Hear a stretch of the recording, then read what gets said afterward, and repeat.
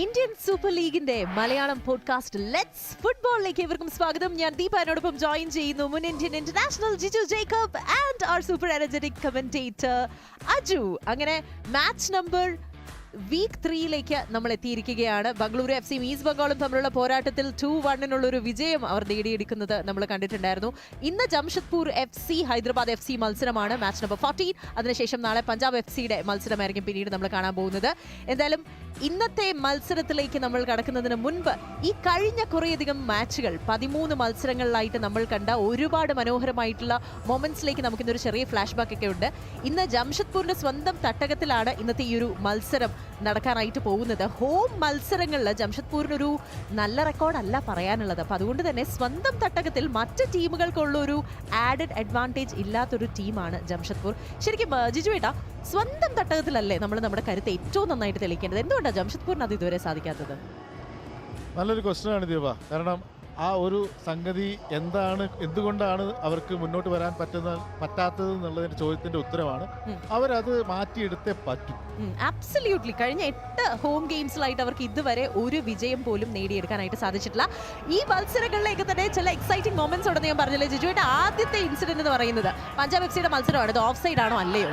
എന്താ ജിജുവായിട്ട് പറയാനുള്ളത്? ആ ഒരു സംഗതി ഓഫ് സൈഡ് റഫറി വിളിച്ചിരിക്കുന്നു, അസിസ്റ്റന്റ് റഫറി അതിന് ഇഷ്ടമുള്ളൂ. പക്ഷേ ഈ ഒരു പാസും ആ ബോൾ കർവ് ചെയ്യുന്ന സമയത്ത് ഗോൾ കീപ്പർക്ക് ഒരു ഡിസ്റ്റർബൻസും അവിടെ ഇല്ല. പക്ഷേ ഗോൾ കീപ്പർ ഫ്രണ്ടിലേക്ക് തട്ടിയിട്ട് കൊടുക്കുന്ന ബോളാണ് ആ പോസ്റ്റിലേക്ക് തിരിച്ചു വിടുന്നത്. സോ എൻ്റെ കണക്കിൽ അത് ഓഫ് സൈഡ് അല്ല എൻ്റെ ഇതിൽ. പക്ഷേ റഫറി അവിടെ അസിസ്റ്റന്റ് റഫറിയുടെ കോളിന് സപ്പോർട്ട് ചെയ്തു.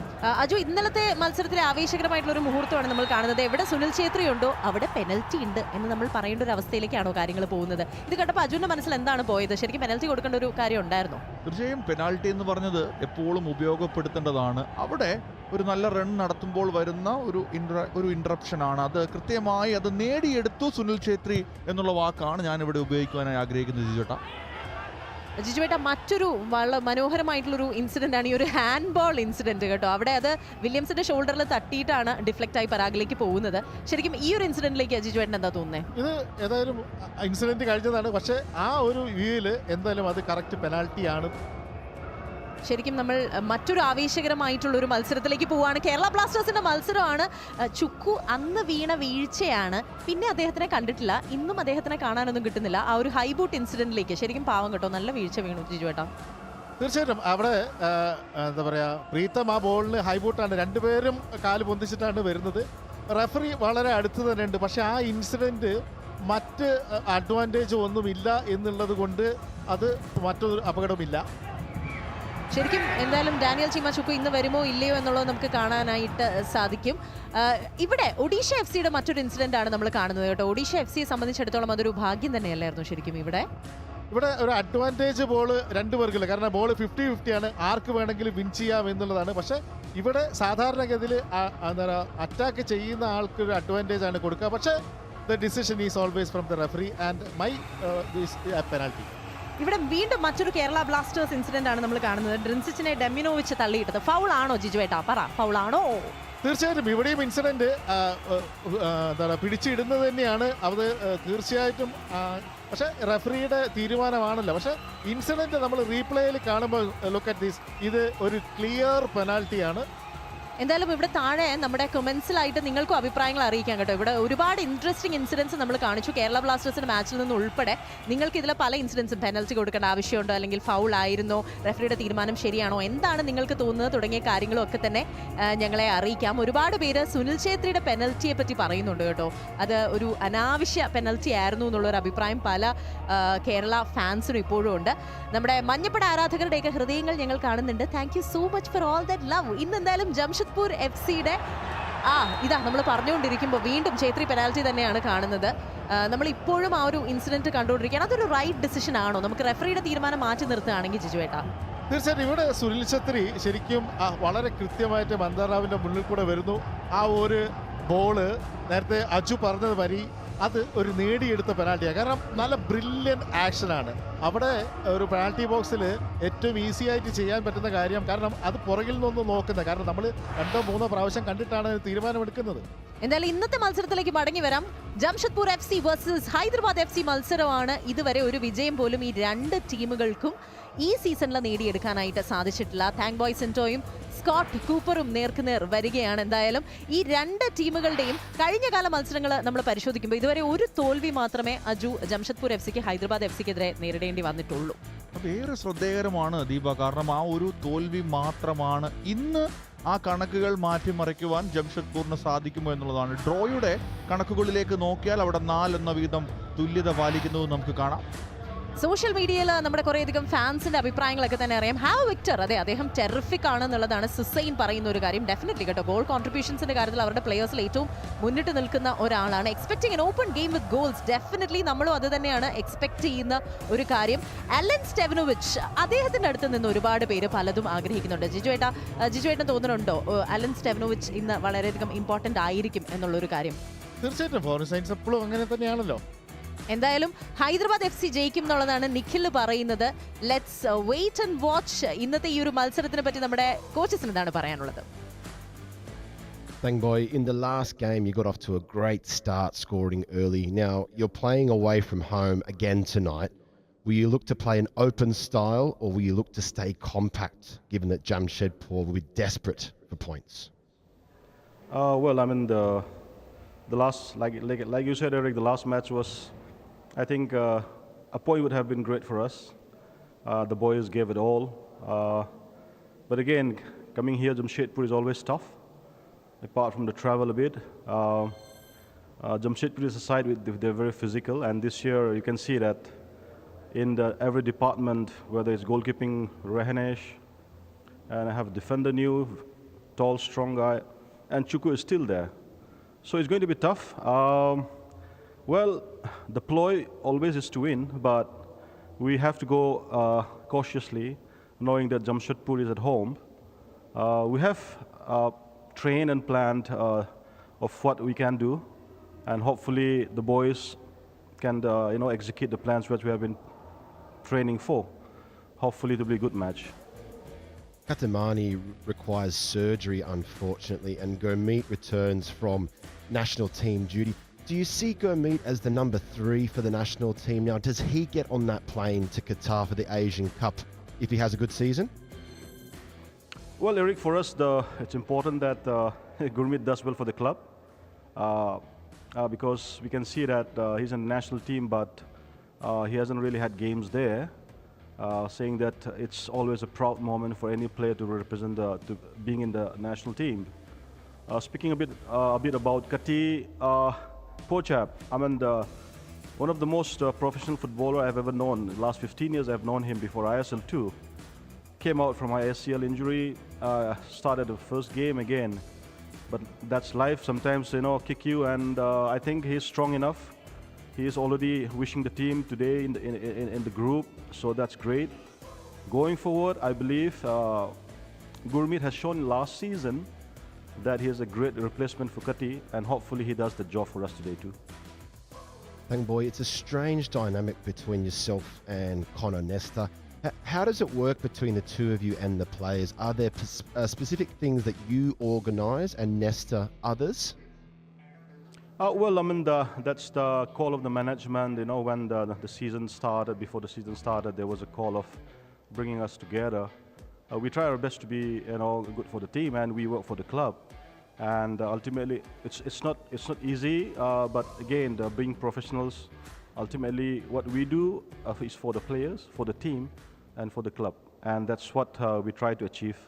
And today, tomorrow, and going forward. And hopefully, the results show soon. That's the most important for the team. Bang boy, good luck tonight. Thank you. Scott, your first home game of the season tonight. Just how important is it going to be making the furnace a tough place to come for opponents? Yeah, nail on the head, Eric. We've really got to turn this into a true furnace, don't we? Last season's home record was poor, and we need to really, let the fans carry us. But we have to lead the fans as much as they have to lead us here, and we have to make sure that this place becomes a difficult place, and hopefully we can turn what have been decent performances into more points now tonight. The team is still in the hunt for their first goal of the season. Are you still keeping faith with Chukwu up top from the start, or we see a different option tonight? No, Chima's not in the squad tonight, so we'll have a different look.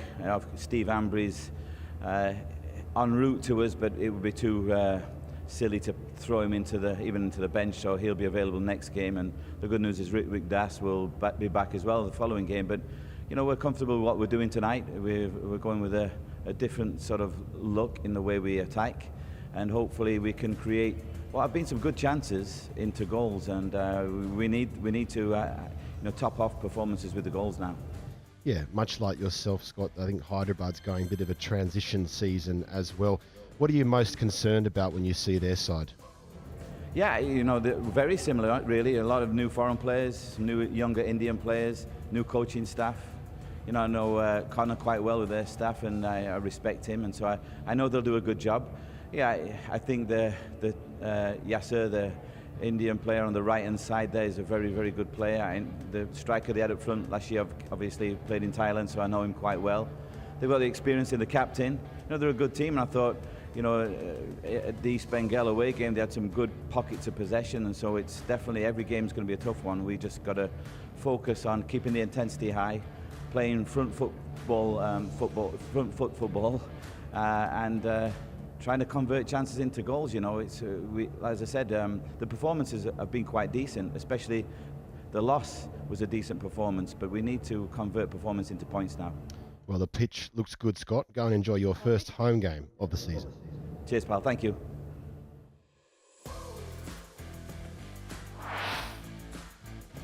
നമ്മുടെ കോച്ചുമാർക്ക് രണ്ടുപേർക്കും പറയാനുള്ളതൊക്കെ തന്നെ നമ്മൾ കേട്ടു. ജംഷഡ്പൂർ FCയെ പറ്റി ജിഷേട്ടാ നമ്മൾ സംസാരിച്ചൊരു കാര്യമാണ്. കഴിഞ്ഞ സീസണിൽ 10 മത്സരങ്ങളിൽ ഒരൊറ്റ വിജയം മാത്രമാണ് സ്വന്തം തട്ടകത്തിൽ അവരുടെ സ്റ്റേഡിയത്തിൽ അവർക്ക് ലഭിച്ചിട്ടുള്ളത്. ശരിക്കും അത് അവരുടെ കോൺഫിഡൻസിനെ വല്ലാണ്ട് കുറയ്ക്കില്ലേ? ഒരു ടീമിന്റെ പെർഫോമൻസിന് ഏറ്റവും ഇമ്പോർട്ടൻ്റ് ആയിട്ടുള്ള ഒരു കാര്യമല്ലേ ഫാൻസും അവർ നൽകുന്ന ഒരു സപ്പോർട്ടും ഒക്കെ. തീർച്ചയായിട്ടും ദീപ, അത് നമ്മൾ തുടക്കത്തിലും പറഞ്ഞു. കാരണം 10-ൽ ഒരു ജയമേ ഉള്ളൂ എന്ന് പറഞ്ഞാൽ ഹോം മത്സരത്തിലുള്ള ആനുകൂല്യവും ആധിപത്യവുമാണ് സാധാരണ ഒരു ടീമിൻ്റെ മുന്നോട്ടുള്ള പോയിന്റ്സിൻ്റെ കളക്ഷനിൽ ബാധിക്കുക. സോ അത് അവരെ എത്രത്തോളം മോശമായിട്ട് ബാധിച്ചിരിക്കുന്നു എന്നുള്ളത് നമുക്ക് മുന്നിൽ തന്നെ അറിയാം. ഇപ്പോൾ അവരുടെ ഫോർമേഷൻസ് നമുക്ക് മുന്നിലുണ്ട് ജിജുവേട്ടാ, നമുക്ക് ഫോർമേഷൻസിലേക്ക് ഒന്ന് കടക്കാം. ഏതായാലും ഇപ്പോൾ 3-4-2 എന്നുള്ളതാണ് പതിവ് പോലെ. അവർ 3-man ഡിഫൻസിനെയാണ് റൈറ്റിൽ പ്രതീക് ചൗധരിയും ലാൽ ദിൻപിയയും എൽസീനിയുമാണ്. മിഡ്ഫീൽഡിൽ 4 എമിൽ ബെന്നി, പ്രണയ്, മൻസോറോ, റിക്കി. ഫ്രണ്ടിൽ വരുന്നത് ടെച്ചിക്കാവയും അല്ലൻ ആണ്. അപ്പം അവരെ സംബന്ധിച്ചോളം ഈ ഫ്രണ്ടിൽ നിൽക്കുന്നവർ ഗോൾ അടിക്കുക എന്നുള്ളത് മാത്രമല്ല, അവരെ സപ്പോർട്ട് ചെയ്യാൻ ആ ഫോർമാൻ മിഡ്ഫീൽഡിലുള്ള ആൾക്കാരുടെ കണ്ടിന്യൂസ് ആയിട്ടുള്ള ഒരു സപ്പോർട്ടും കൂടി വേണ്ടി വരും. സോ കോച്ച് പറഞ്ഞതുമാതിരി അവർക്ക് പോയിന്റ് ടേബിളിലേക്ക് വരണമെങ്കിൽ എന്താ പറയുക, ജയം വേണം.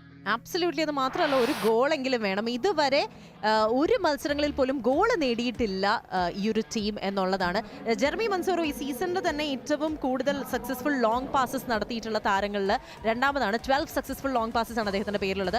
ശരിക്കും ഇന്നത്തെ മത്സരത്തിൽ ഡാനിയൽ ചീമ ചുക്കു ഇല്ല, പക്ഷെ എങ്കിൽ പോലും ഇവരൊക്കെ കുറച്ചുകൂടെ പ്രതീക്ഷയുള്ള താരങ്ങളല്ലേ? പക്ഷെ എന്താണ് അവർക്ക് സംഭവിക്കുന്നത് അജു? തീർച്ചയായും ദീപ, നോക്കുക, ജെറമി മൻസൂറോയുടെ കണക്കുകൾ ഒന്ന് ശ്രദ്ധിക്കുക. 88% പാസിംഗ് അക്യൂറസി ഉള്ള ഒരു താരമാണ് മൻസോറോ. അതുപോലെ താങ്കൾ സൂചിപ്പിച്ച ആ ഒരു ലോങ് പാസുകൾ, ഇതെല്ലാം ഇന്ന് ഉപയോഗപ്പെടുത്തുവാൻ സാധിച്ചാൽ ഇന്നലെ നമ്മൾ കണ്ടതുപോലെ ബംഗളൂരു FCയെ പോലെ നല്ലൊരു തിരിച്ചുവരവ് ഈ ISL സീസണിലേക്ക് വരുവാൻ സാധിക്കും ജംഷഡ്പൂർ FCക്ക്. ഇപ്പോൾ എന്തായാലും ജംഷഡ്പൂർ FC വിജയിക്കും എന്നുള്ളതാണ് നമ്മുടെ നിഷിൻ കമന്റ് ചെയ്തിരിക്കുന്ന ഒരു കാര്യം. നിഖിൽ ഗ്രീൻലാൻഡ് പറയുന്ന ഒരു കാര്യം, ഹൈദരാബാദ് FC ഇന്ന് വിജയിക്കും എന്നുള്ളൊരു കാര്യമാണ്. ജംഷഡ്പൂർ FC 2 ഗോളുകൾക്ക് വിജയിക്കും എന്നാണ് നിഷിൻ കമന്റ് ചെയ്തിരിക്കുന്നത്. എന്താണ് നിങ്ങളുടെ സ്കോർ ലൈൻ പ്രഡിക്ഷൻ എന്നുള്ളത് ഈ ചാറ്റിൽ നിങ്ങൾക്കും കമന്റ് ചെയ്യാവുന്ന ഒരു കാര്യമാണ് കേട്ടോ. ഞാൻ കുറച്ച് പേരുടെ പേരുകളൊക്കെ എന്തായാലും ഒന്ന് വായിക്കാം. നമ്മുടെ ലൈവ് കാണുന്നത് സേവിയർ കാണുന്നുണ്ട്, അതുപോലെ മുഹമ്മദ് അഫ്സൽ കാണുന്നുണ്ട്. എന്തായാലും ജെറമി മൻസോറോ എന്ന താരം, അദ്ദേഹത്തിന് ഇന്നത്തെ മത്സരത്തെ പറ്റി എന്താണ് പറയാനുള്ളത്? അദ്ദേഹത്തിന്റെ ഒരു ചെറിയ ഇന്റർവ്യൂവിലേക്ക് നമുക്കൊന്ന് കടക്കാം. Jeremy, it's been a tough start for the side so far. Defensively, it's looking well, but going forward, goals seem hard to come by. Where do you think it's breaking down? Yeah, I think from now we are probably good in defense. We miss some, some automatism between us because we're a new team, a lot of player changes. So I believe we need more couple of games to be full ready. but we improved so much in our pressing and our way to play. So I have a good hope for the season. You wear the number 10. Are you being able to operate as well as you'd like in this system that the coach is playing at the moment? Yeah, I feel comfortable in this position because I have some freedom to go down to take the ball or to play more high. I like the way of coach thinking about the way of we play, and I feel comfortable on this position. Yeah. It's a tough place to come for opponents, the Furnace. Are you looking forward to getting out there in front of your new home fans? Yeah, we are ready. We have been talking and thinking about this game. We have been playing 2 games away. Unfortunately, last game we have not the result that we wanted to have. Today is the hard time to show that our work we provide from the beginning of the season will be successful today, I hope. Thanks for your time, Jeremy. All the best. Thank you very much. ഞാൻ കുറച്ചു മുമ്പ് predictions ചോദിച്ചിട്ടുണ്ടായിരുന്നു. ഫസ്ലുർ റഹ്മാൻ ഹൈദരാബാദ് വിജയിക്കും എന്നുള്ളത് പറയുന്നത് കണ്ടു. Uvais സമനിലയാണ് predict ചെയ്തിരിക്കുന്നത്. എബിൻ പറയുന്നത് ഇപ്പോൾ ജംഷഡ്പൂർ വിജയിക്കും എന്നാണ്. എന്തായാലും ഇന്ന് സനാ സിംഗ് തിരിച്ചെത്തുകയാണ് എന്നുള്ളതാണ് ജിജുവേട്ട മറ്റൊരു സന്തോഷ വാർത്ത. സനാ സിംഗിന്റെ ഒരു തിരിച്ചുവരവ് എത്രത്തോളം ഇമ്പോർട്ടന്റ് ആയിരിക്കും ഷിംഗ്ലൻ സേന സന? തീർച്ചയായിട്ടും നല്ല എക്സ്പീരിയൻസ് ആയിട്ടുള്ള ആൻഡ് വെരി ടാലൻറ്റഡ് ഇന്ത്യൻ ഡിഫൻഡറാണ്. സ്റ്റോപ്പർ ബാക്കിൽ വളരെ കൂളായിട്ടും എന്നാലും വളരെ കൃത്യമായിട്ടും കാണിക്കാം. കാരണം 2 ഗോള് അദ്ദേഹം നേടിയിട്ടുണ്ട് എന്നുള്ളത് ഒരു ആഡ് ഓൺ പോയിന്റ് ആയിട്ട് നമുക്ക് പറയാം. ഏതായാലും 53-ൽ പരം മാച്ചസിൻ്റെ എക്സ്പീരിയൻസ് ഉള്ള ഇത് ഏതായാലും ഹൈദരാബാദിൽ ഒരു മുതൽക്കൂട്ട് തന്നെയാണ്. ഹൈദരാബാദിനെ സംബന്ധിച്ചിടത്തോളം അവർക്കും ഒരു ജയം അത്യാവശ്യമാണ്. ആദ്യ മത്സരം പോസ്റ്റ്പോൺ ആയി, പിന്നത്തെ മത്സരം വിജയിക്കാനായിട്ട് സാധിച്ചില്ല. എന്തായാലും ഇന്നത്തെ മത്സരത്തിൽ അവർക്ക് വിജയിക്കാൻ സാധിക്കുമോ? മുഹമ്മദ് സഹദ് പറയുന്നത് ഹൈദരാബാദ് വിജയിക്കും എന്നുള്ളൊരു കാര്യമാണ്. വിജയിക്കാനായിട്ട് എന്തായാലും ഇന്ന് എന്ത് ഫോർമേഷൻ ആയിരിക്കും ഹൈദരാബാദ് കോച്ച് താങ്ക് ബോയ് സിൻതോ കൊണ്ടുവരുന്നത്? ജിജുവേട്ട ഫോർമേഷനിലേക്ക്. ഇന്ന് ഏതായാലും 4-3-3 എന്നുള്ള ഒരു ഫോർമേഷൻ തന്നെയാണ് താമ്പായ് വരുന്നത്. ഗുർമീത്ത് ഇന്ത്യൻ സ്ക്വാഡിൽ നിന്ന് റിട്ടേൺ ആയിട്ട് തിരിച്ചു വരുന്നു. വിഘ്നേഷും സനയും നിമ്മും നിഖിലുമുള്ള ഡിഫൻസ്, നവ വിക്ടറും ഫെനനും മുഹമ്മദ് യാസിറുമുള്ള മിഡ്ഫീൽഡ്, ജോ നോൾസും ഡിസിൽവയും ഫെലിപ്പയും ഉള്ള ഒരു മുന്നേറ്റം തരാം. 4-3-3 വളരെ സിമ്പിൾ ആൻഡ് വളരെ ക്രൂഷ്യൽ ആയിട്ടുള്ള ഒരു ലൈനപ്പ് തന്നെ. Simple but powerful. എന്തായാലും ഇന്നത്തെ ഫോർമേഷൻ. സനക്ക് എന്താണ് ഇന്നത്തെ മത്സരത്തിലേക്ക് പറയാനുള്ളത്? അദ്ദേഹത്തിന്റെ വാക്കുകളിലേക്ക്. Sana, welcome back from national team duty. We know how important a relationship on the pitch is for central defenders. Have you had a chance to get a few training sessions alongside Oswaldo Alanis? We have trained a couple of sessions, but not as much as we would like. So the pre-season he joined late due to some reasons, so I couldn't train, and as I was away with the national team again. So now looking forward during the breaks to have good training together, and yeah. You've been in the competition a long time yourself, but at Hyderabad there's no Manolo anymore, there's no Bardog Betche.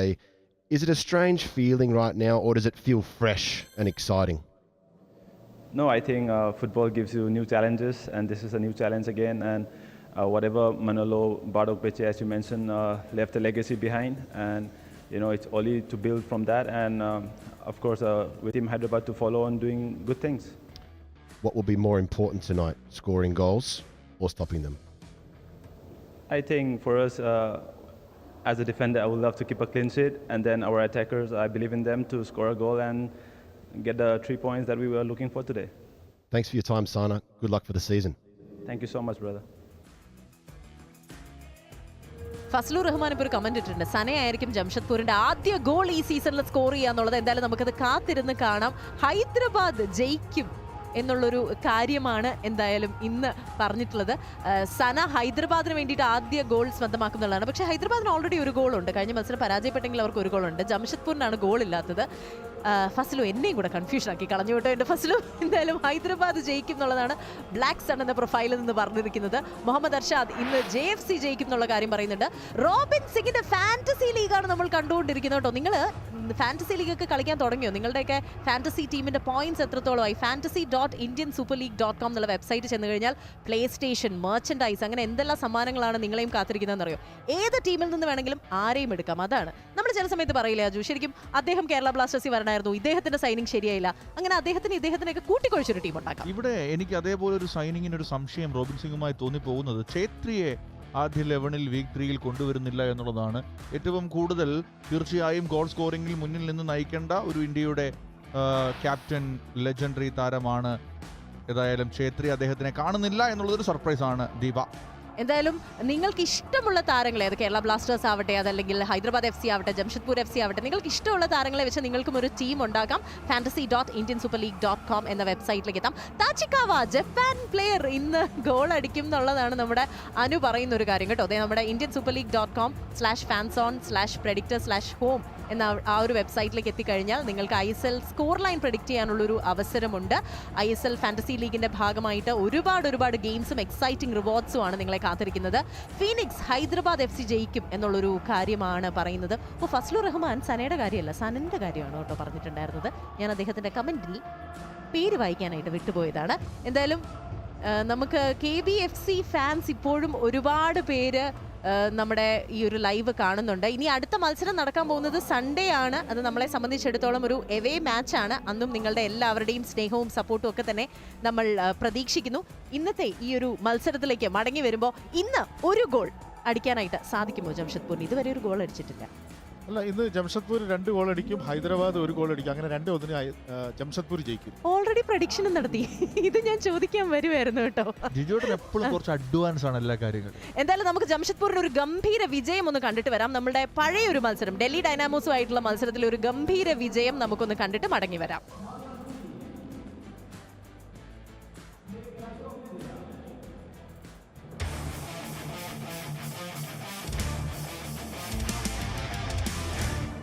Thought about the shot, plays it back to Memo in before Chichiro could get there. Azuka! The referee's given a penalty. It's a challenge by Pratik on Izu Azuka. Is this the moment the Jamshedpur fans have been waiting for? It's Andre BK from the penalty spot. Oh, it's a poor penalty and it's saved by Albino. Right along the floor, no real power. I think he's caught the top of the ball there, and that's what it is. Trindade. Azuka wanted it played early. Trindade brought down by 2. Oh, it's a great finish! And Azuka gets the goal. And just minutes after missing that penalty, Izu Azuka finally gets Jamshedpur's first goal of the tournament.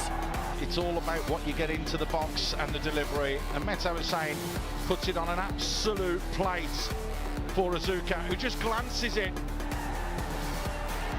Curled in, oh, it's just too high for Uche.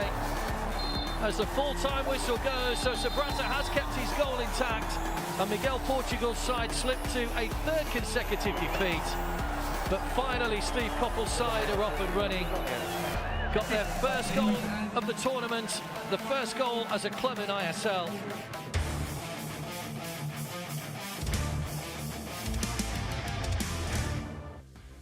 രണ്ടേ ഒന്നിൽ ജംഷഡ്പൂർ വിജയിക്കും എന്നുള്ളത് എന്തായാലും ചേട്ടൻ പറഞ്ഞു കഴിഞ്ഞു. അജുവിന്റെ prediction എന്താണ് കേൾക്കട്ടെ? എന്റെ പ്രഡിക്ഷൻ ഇന്ന് ഹൈദരാബാദ് FC 2, ജംഷഡ്പൂർ FC 1.